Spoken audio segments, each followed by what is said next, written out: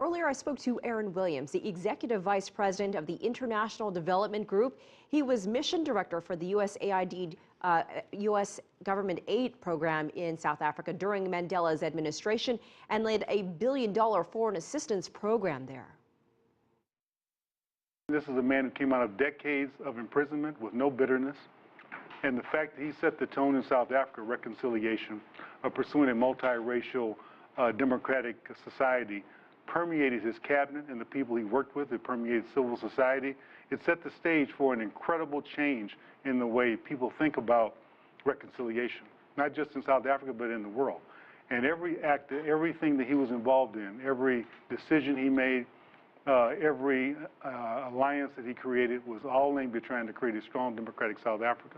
He transcended the typical leader. He was a man who not only was a leader of the liberation movement, which led to the liberation of South Africa and the fall of apartheid, but he also was a highly successful president. Very few can make that shift from liberation leader to president. He did it. And I know that you did spend a lot of time during his administration there, and I can only imagine the amount of change that you saw and witnessed during your time there up until now. Yeah. Well, it's true. I saw change in every sector, in education, in housing, in health care. He stepped forward and took on a very brave battle to combat HIV/AIDS in his country. A man of his age took on fights that younger people of younger generations would not take on. He was a man of the moment. He was a man very compassionate.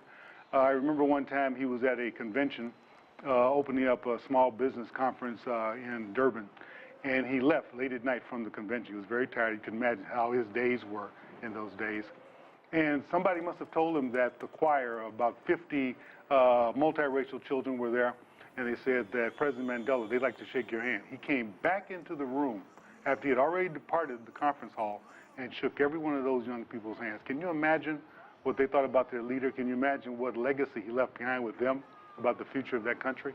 He was just an extraordinary man, whether he was meeting with leaders of the world or with a common, ordinary person in South Africa.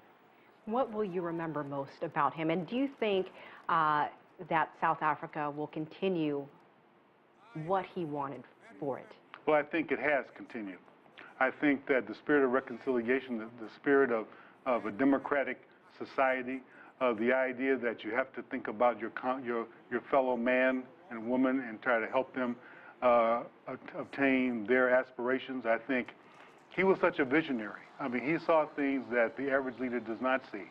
He was a person who inspired hope.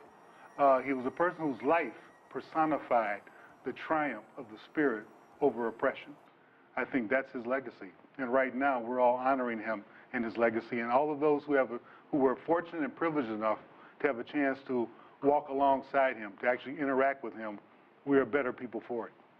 All right, Aaron Williams, we appreciate your time. Thank you so much for sharing your stories. Thank you. I'm honored to be here to pay tribute to such a great man. Thank you very much.